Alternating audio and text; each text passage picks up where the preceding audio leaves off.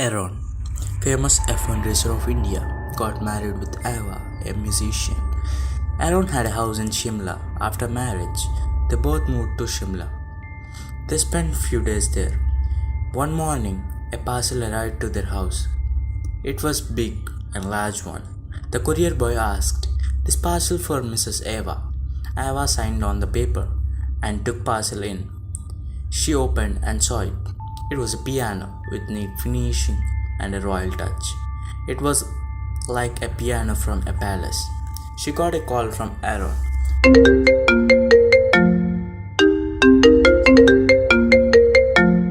She answered it.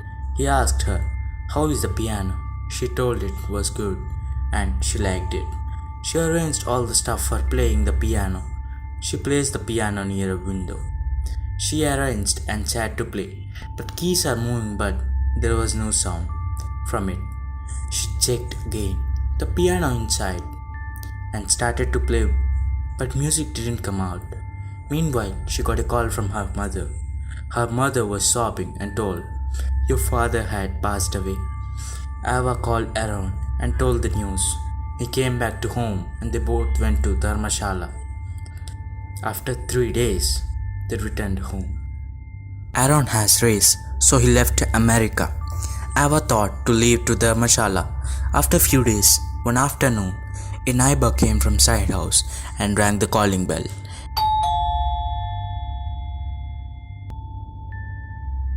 Ava opened door.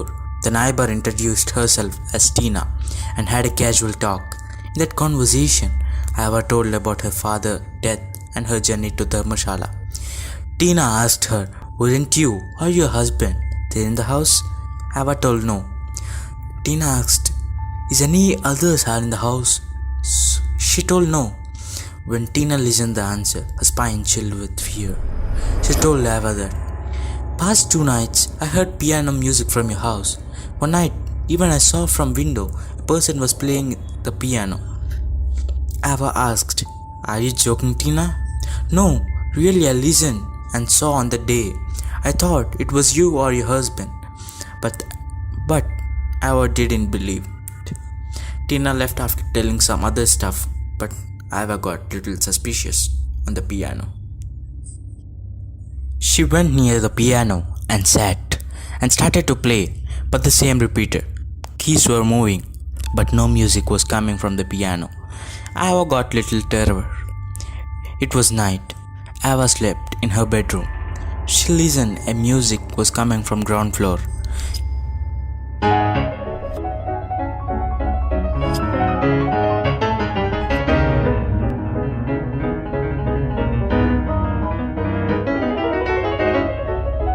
She just woke up and got step by step down. By her step sound, the music had stopped. She went to the ground floor. The piano was open. She still remembered that she closed it. She felt uncomfortable there. She again moved towards up again. The music began. She slowly looked down from the stairs. There was a person who was playing the piano continuously. It was very dark. She was unable to see him. She appealed. She went back to her bed and searched for her mobile. Still the music was being played. She got her mobile on the other side. The music was stopped. She got panic. She was trying to call Aaron, but he was not answering. The person whom you're trying to reach is currently unavailable. Please leave a message after the beep. Suddenly, she listened some footsteps coming towards her very quick.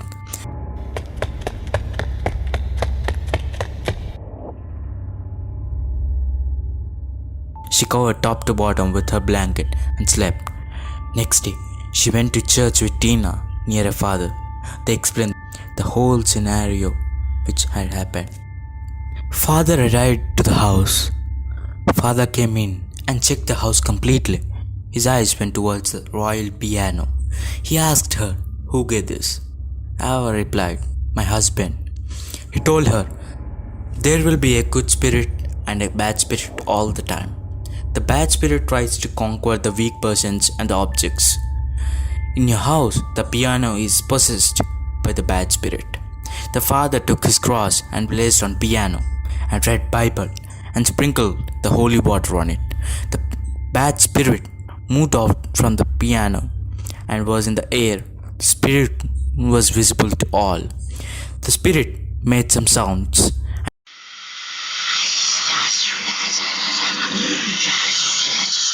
and tried to move into Ava, but father moved the spirit into a bottle and buried it near a graveyard.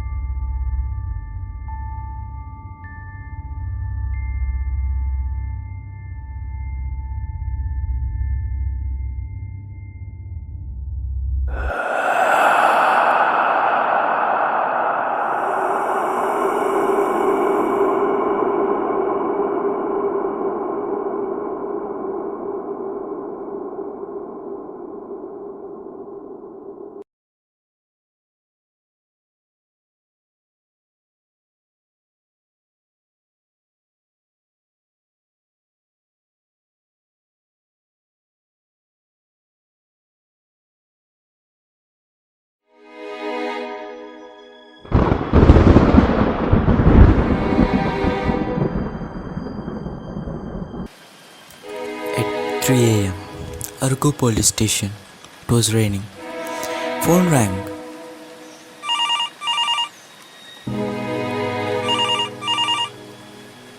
A constable left the phone. He listened the news and ended the call and ran near Sub-Inspector Vikram. He told Vikram there is a murder in Saurabh Villas community. We got information. We need to go. Vikram with 4 constables moved to Saurabh Villas in Arukku. They reached there by 3:30 a.m. Some people were gathering there. S.I. Vikram called security and asked him what happened there. The person replied, "Sir, all the community was in silence. Suddenly, there was a shout from a corner, at the right corner. We have a tallest villa. From there, Ramesh sir was fallen on the car." S.I. Vikram moved near the right corner building. There is a large entrance with the name Nitya Nivas.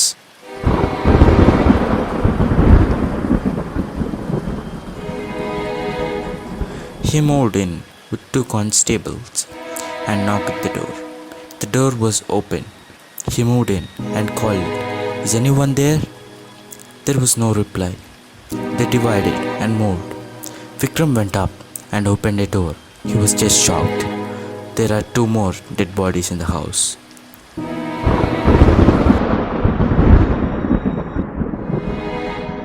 He called the constables. Morning, 7:30 a.m. Saurabh Villas. Media was recovering the news which had happened in Nitya Nivas. Police were investigating. Ramesh, the owner of the house, was fallen from top of the villa. Other 2 victims' heads were smashed and were fallen to death. This was the report filed by the police. Vikram was appointed to investigate by higher officials. The time was 10 a.m. Vikram went to forensic lab and asked the post-mortem report from the doctors. One of the doctor, Ahmed, told Vikram, "When we done post-mortem to Ramesh, there are stabs near the stomach. It was not a suicide, and the killer is pretty intelligent, as he erased his fingerprints, or he might done the murder very safe." Vikram asked about other 2 bodies.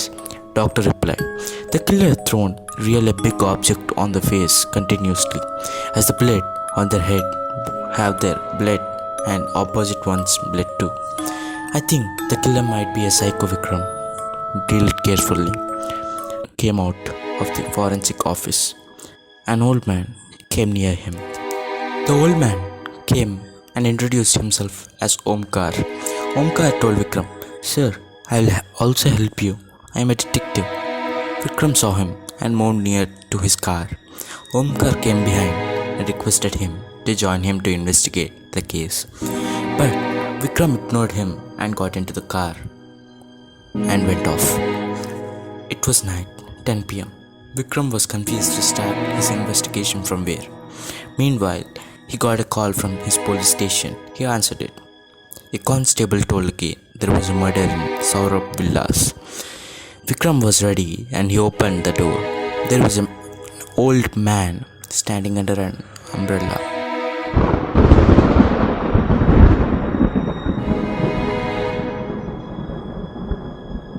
He moved near him. The old man was Omkar. He told, "Sir, please, I'll help you in investigation. I solved 100 plus cases." In hurry, Vikram told okay and even took Omkar with him.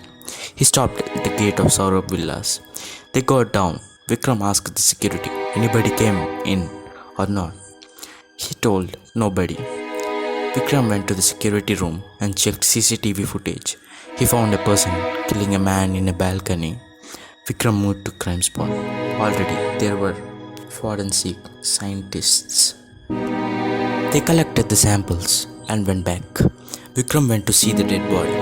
The killer stabbed the person on the neck. Vikram again moved to security room to check CCTV footage. He watched it. The murder happened at around 9 p.m. He thought for some time. Meanwhile, Omkar came and told Vikram, "See sir, there is only one entrance and exit for these villas community. So there should be one thing. The killer must be a most often person or a resident over here." Vikram seen towards Omkar's face and told thanks and ran out of the room and told security to call all the members. All arrived. For a confirmation, he asked security did all come or not. Security told, "Except Nitya Nivas and last second house, all came sir." Vikram asked what happened to the last second house. Security told, "That sir has went out. He's a doctor." Vikram left that and told everyone to give fingerprints. He called the forensic team and collected the fingerprints. And Vikram took a copy of CCTV footage. Vikram took the footage and went to his home. With him, even Omkar was there. He opened the footage, watched the killer. He was killing the person with a sharp object. Vikram saw a tattoo on the killer's hand. Next day, it was very cool and about to rain.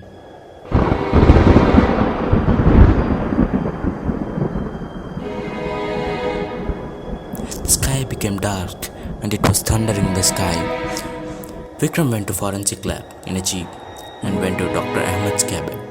Ahmed was sitting and talking in his mobile. Vikram told to Ahmed, "Your game is over, doctor. We're going direct to jail." Ahmed shocked. He was thinking, how did Vikram find him? Vikram caught Ahmed's hand and showed his tattoo to him and told him, "This had caught you, Ahmed." Ahmed took a surgical knife and tried to stab the police. But something stopped his hand to stab Vikram. Ahmed was not able to move his arm. Vikram arrested him and put him in jail. He thought to thank Omkar for his help. He didn't find him after yesterday. He got a call from an anonymous number.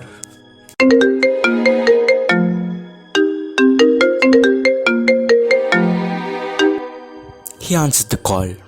From other side, that person told, "Hello sir, good morning. I'm Harsha, son of Ramesh. I just arrived to India today. Could you please come to Nitya Nivas?" Vikram told sure and went there. Harsha invited him inside and he asked, "Why did that person kill my family?" Vikram replied, "Ahmad is a mentally depressed who is living in the Saurabh Villas community. He couldn't bear the happiness around him and started to kill one by one. One day, your father saw it, so that night he killed your family and continued his killings." Meanwhile, Vikram saw a big photo and asked Harsha, "Who is he?" Harsha told, "He is my grandfather, died a year back. He was a great detective in 1960s.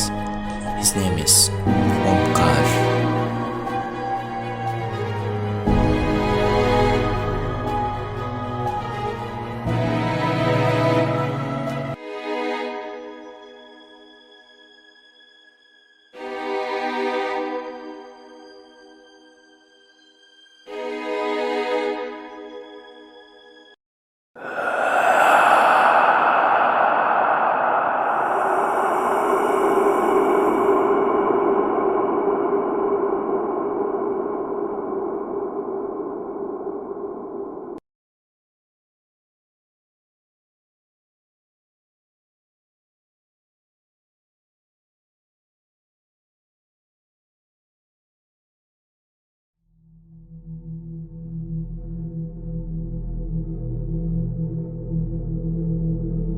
1994, Kottayam. Kevin Thomas was an old crime thriller writer. He was awarded with many awards. Past 10 years, there was no market for him. His stories were not getting sold due to the new generation books. One day, a publisher came and introduced himself as Anthony. Anthony told Kevin that he was the son of Samuel.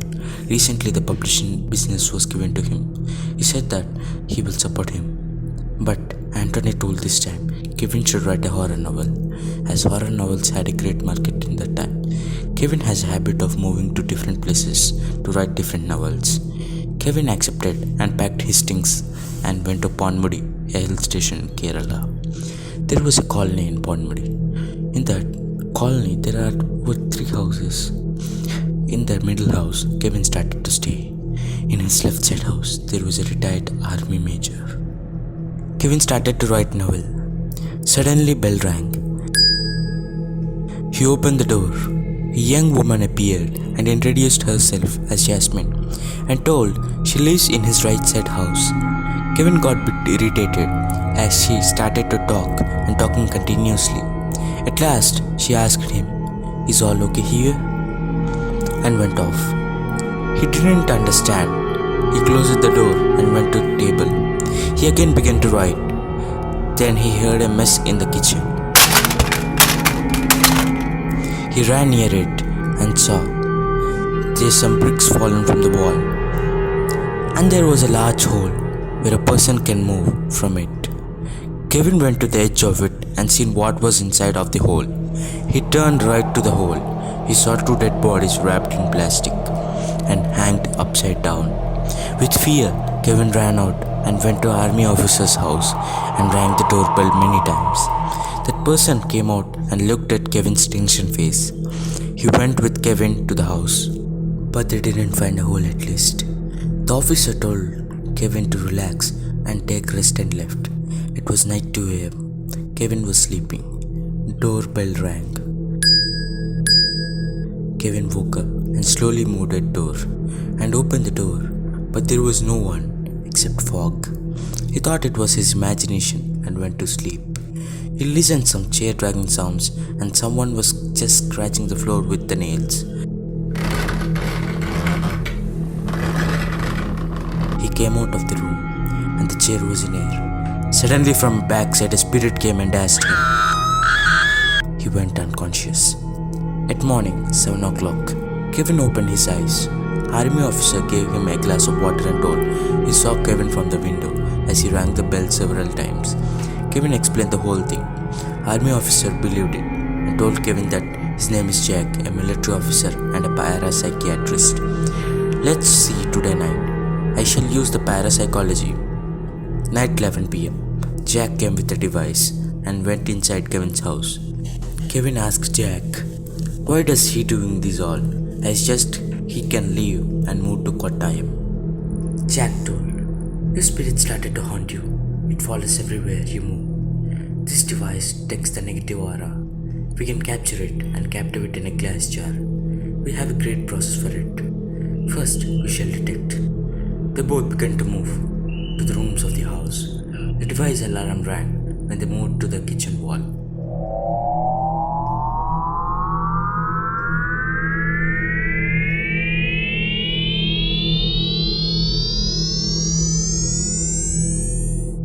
Jack clicked some buttons of the device and it shone it as an aura was present.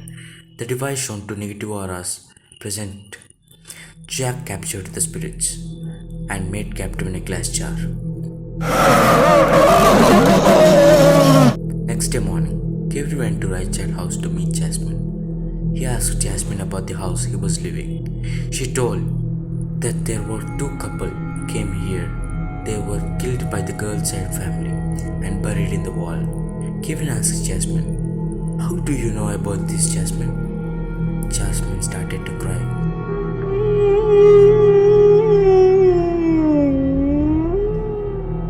And told there were not 2 murders, it was 3 murders, and bite him and killed.